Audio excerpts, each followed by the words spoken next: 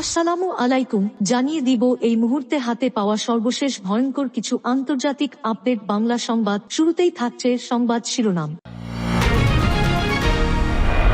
শুরুতেই জানিয়ে দিব, ইসরায়েলের কাছে ৫১ কোটি ডলারের বোমার সরঞ্জাম বিক্রির সিদ্ধান্ত যুক্তরাষ্ট্রের। জানিয়ে দিব, ইসরায়েলের যুদ্ধবিমানের হামলা থেকে বাদ গেল না ক্যাফেও। এরপর রয়েছে ইরানের সঙ্গে পারমাণবিক আলোচনা পুনরায় শুরুর আহ্বান G-7 ভুক্ত দেশগুলোর। সর্বশেষ থাকছে গাজায় ইসরায়েলি আগ্রাসনে মরক্কোর নেপথ্য সহযোগিতা। এতক্ষণ শুনছিলেন সংবাদ শিরোনাম, এবার বিস্তারিত। প্রিয় দর্শক, আপনি যদি এই চ্যানেলে নতুন হয়ে থাকেন, ভিডিওটি দেখতে দেখতে চ্যানেলটি সাবস্ক্রাইব করে আমাদের সাথেই থাকুন। ইসরায়েলের কাছে ৫১ কোটি ডলারের বোমার সরঞ্জাম বিক্রির সিদ্ধান্ত যুক্তরাষ্ট্রের। ইসরায়েলের কাছে ৫১ কোটি ডলার মূল্যের বোমার সরঞ্জাম বিক্রির প্রস্তাব অনুমোদন করেছে যুক্তরাষ্ট্র সরকার। এর মধ্যে কোনো হামলায় বোমাকে সুনির্দিষ্ট লক্ষ্যে পৌঁছে দেওয়ার জন্য ব্যবহৃত বম্ব গাইডেন্স কিটও আছে। ইরানের সঙ্গে সাম্প্রতিক সংঘাতে ইসরায়েল প্রচুর গোলাবারুদ ব্যবহার করার পর যুক্তরাষ্ট্রের পক্ষ থেকে এমন ঘোষণা এলো।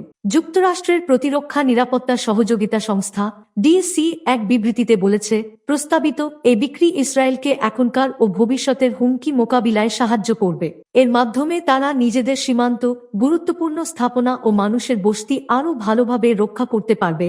বিবৃতিতে আরও বলা হয়, যুক্তরাষ্ট্র ইসরায়েলের নিরাপত্তা রক্ষায় অঙ্গীকারবদ্ধ।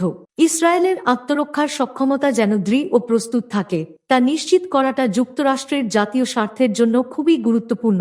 যুক্তরাষ্ট্রের পররাষ্ট্র দপ্তর ইসরায়েলের কাছে এসব সরঞ্জাম বিক্রির অনুমোদন দিয়েছে, আর ডিসি বিষয়টি কংগ্রেসকে জানিয়েছে।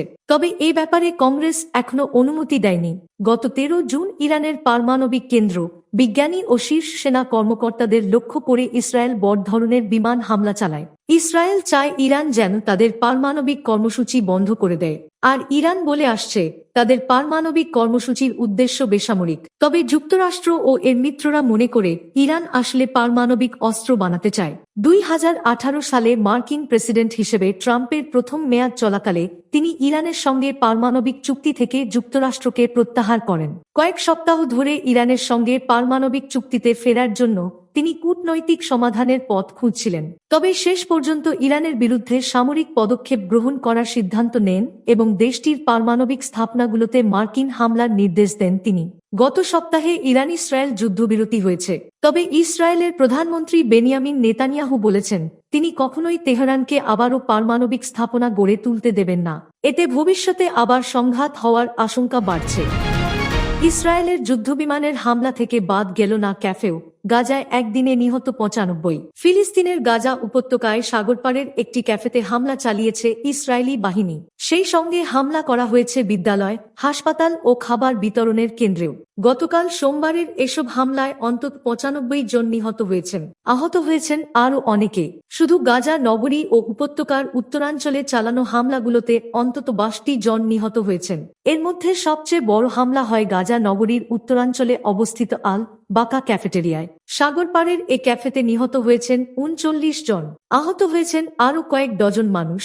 ক্যাফেতে হামলায় নিহত ব্যক্তিদের তালিকায় রয়েছেন সাংবাদিক ইসমাইল আবু হাতাবো।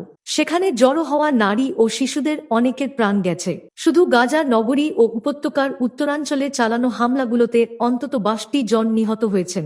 এর মধ্যে সবচেয়ে বড় হামলা হয় গাজা নগরীর উত্তরাঞ্চলে অবস্থিত আলবাকা ক্যাফেটেরিয়ায়। সাগরপাড়ের এ ক্যাফেতে নিহত হয়েছেন ৩৯ জন। আহত হয়েছেন আরও কয়েক ডজন মানুষ। একজন প্রত্যক্ষদর্শী জানান, ইসরায়েলি যুদ্ধবিমানগুলো উড়ে এসে ক্যাফেটিতে হামলা চালায়। এতে ক্যাফে ধ্বংস হয়ে গেছে, মাটিতে বড় গর্ত তৈরি হয়েছে। প্রত্যক্ষদর্শী ইয়াহিয়া শরীফ আল জাজিরাকে বলেন, সেখানে আমরা মানুষদের ছিন্ন ভিন্ন অবস্থায় পেয়েছি। এই জায়গা কোনো কিছুর সঙ্গে সম্পৃক্ত ছিল না, না রাজনীতির সঙ্গে, না সামরিকভাবে। তখন ক্যাফেটি জন্মদিনের এক আয়োজনে শিশুসহ সাধারণ মানুষে ভরা ছিল। একই দিন গাজা নগরীর ইয়াফা বিদ্যালয়েও হামলা হয়েছে।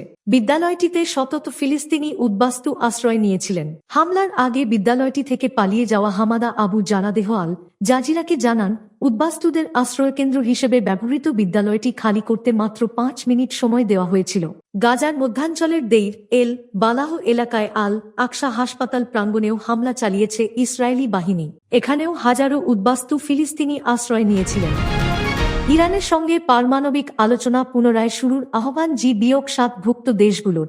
ইসরায়েল ও ইরানের মধ্যে সাম্প্রতিক যুদ্ধবিরতিকে স্বাগত জানিয়েছেন G-7 ভুক্ত দেশগুলোর পররাষ্ট্রমন্ত্রীরা। সেই সঙ্গে ইরানের পারমাণবিক কর্মসূচি নিয়ে চুক্তির উদ্দেশ্যে আলোচনা পুনরায় শুরুর আহ্বান জানিয়েছেন তারা। এক যৌথ বিবৃতিতে আহ্বান জানান তারা। ব্রিটিশ বার্তা সংস্থা রয়টার্স এ খবর জানিয়েছে, ইরানের পারমাণবিক কর্মসূচি নিয়ে একটি নতুন কূটনৈতিক সমাধান খুঁজতে চলতি বছরের এপ্রিল থেকে তেহরান ও ওয়াশিংটন আলোচনা চালিয়ে আসছে। তেহরান বলছে তাদের কর্মসূচি শান্তিপূর্ণ, তবে ইসরায়েল ও তার মিত্ররা নিশ্চিত করতে চায় যে ইরান যেন কোনো পারমাণবিক অস্ত্র তৈরি করতে না পারে। G-7 পররাষ্ট্রমন্ত্রীরা বলেন, আমরা এমন একটি আলোচনা পুনরায় শুরুর আহ্বান জানাই যার মাধ্যমে একটি বিস্তৃত, যাচাইযোগ্য ও স্থায়ী চুক্তি প্রতিষ্ঠিত হবে যা ইরানের পারমাণবিক কর্মসূচি নিয়ে উদ্বেগ নিরসনে সহায়তা করবে। গত সপ্তাহে প্রেসিডেন্ট ডোনাল্ড ট্রাম্প যুক্তরাষ্ট্রের মিত্র ইসরায়েল এবং তার আঞ্চলিক প্রতিদ্বন্দ্বী ইরানের মধ্যে যুদ্ধবিরতির ঘোষণা দেন। এর ফলে ইরান ইসরায়েলের মধ্যে 12 দিন ধরে চলা যুদ্ধের অবসান হয়। এই ইসরায়েল ইরান সংঘাত এমন এক সময় শুরু হয় যখন অক্টোবর 2023 থেকে গাজায় চলমান যুদ্ধের কারণে মধ্যপ্রাচ্য ইতোমধ্যেই উত্তেজনাপূর্ণ অবস্থায় রয়েছে। যুদ্ধবিরতির আগেই যুক্তরাষ্ট্র ইরানের পারমাণবিক স্থাপনায় হামলা চালায় এবং এর জবাবে ইরান কাতারে অবস্থিত মার্কিন ঘাঁটিতে হামলা করে। G-7 পররাষ্ট্রমন্ত্রীরা তাদের বিবৃতিতে বলেন, আমরা সব পক্ষকে এমন পদক্ষেপ নেওয়া থেকে বিরত থাকার আহ্বান জানাই যা এই অঞ্চলে আরও অস্থিতিশীলতা সৃষ্টি করতে পারে। যুক্তরাষ্ট্রের মধ্যপ্রাচ্য বিষয়ক দূত স্টিভ উইটকফ জানান, ওয়াশিংটন ও তেহরানের মধ্যে চলমান আলোচনা আশাজনক এবং যুক্তরাষ্ট্র দীর্ঘমেয়াদী শান্তি চুক্তি নিয়ে আশাবাদী। মধ্যপ্রাচ্যের একমাত্র দেশ হিসেবে ইসরায়েলের পারমাণবিক অস্ত্র আছে বলে বিশ্বাস করা হয়। তারা বলেছে, ইরানের বিরুদ্ধে তাদের যুদ্ধের লক্ষ্য হল তেহরানকে পারমাণবিক অস্ত্র তৈরির পথ থেকে বিরত রাখা। গাজায় ইসরায়েলি আগ্রাসনে মরক্কোর নেপথ্য সহযোগিতা। গাজায় চলমান ইসরায়েলি সামরিক আগ্রাসনে নেপথ্য সহযোগিতার অভিযোগ উঠেছে মরক্কোর বিরুদ্ধে। জনমতের তীব্র বিরোধিতা সত্ত্বেও দেশটির বিভিন্ন বন্দর দিয়ে ইসরায়েলে সামরিক সরঞ্জাম পরিবহন অব্যাহত রয়েছে। ডেনমার্ক ভিত্তিক শিপিং জায়ান্ট মায়ের্স্ক এসব অস্ত্র পরিবহনে প্রধান ভূমিকা রাখছে বলে অভিযোগ করেছে মধ্যপ্রাচ্য ভিত্তিক সংবাদ মাধ্যম মিডল ইস্ট আই। এই পরিবহনের মূল কেন্দ্রে রয়েছে মরক্কোর তানজিয়ার মেড ও কাসাব্লাঙ্কা বন্দর। সেখান থেকে অস্ত্র, বিশেষ করে F-35 যুদ্ধবিমানের যন্ত্রাংশ মায়ের্স্কের জাহাজে করে ইসরায়েলের হাইফা বন্দরে পৌঁছায়। তারপর এসব সামরিক মালামাল নেওয়া হয় নেভাতিন বিমান ঘাঁটিতে, যেখান থেকে গাজায় বিমান হামলা চালানো হয়। প্রকাশিত তথ্য অনুযায়ী গত এপ্রিল মাসে যুক্তরাষ্ট্রের হিউস্টন বন্দর থেকে শুরু হওয়া একটি অস্ত্রবাহী চালান তানজিয়ারে এসে নেক্সো মায়ের্স্ক নামক আরেকটি জাহাজে স্থানান্তরিত হয়। এরপর তা ভূমধ্যসাগর পাড়ি দিয়ে পৌঁছে যায় ইসরায়েলে। এ খবর ছড়িয়ে পড়ার পর মরক্কোর বিভিন্ন বন্দরে বিক্ষোভ শুরু হয়। এ ঘটনায় অন্তত 8 জন ডক শ্রমিক পদত্যাগ করেন। নভেম্বরে স্পেনে মায়ের্স্কের 2টি কার্গো জাহাজকে ইসরায়েলে অস্ত্র বহনের অভিযোগে নোঙর করতে দেওয়া হয়নি। এরপর থেকেই মরক্কো হয়ে এই ট্রানজিট বেড়ে যায়। ডেনমার্ক ভিত্তিক সেন্টার ডেলাসের গবেষক আলেজান্দ্রো পোজো বলেন, মরক্কো স্পেন রুট এখন নিয়মিত অস্ত্র পরিবহনের জন্য ব্যবহৃত হচ্ছে।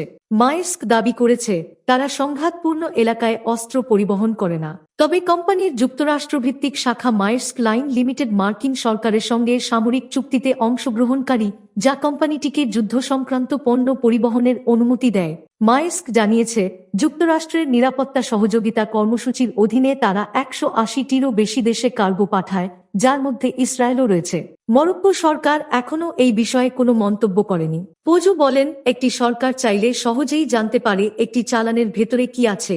মিডল ইস্ট আই জানিয়েছে, মরক্কো পোর্ট অথরিটি ও পররাষ্ট্র মন্ত্রণালয়ের কাছে অস্ত্র পরিবহন বিষয়ে প্রশ্ন পাঠানো হলেও এখনো কোনো উত্তর পাওয়া যায়নি।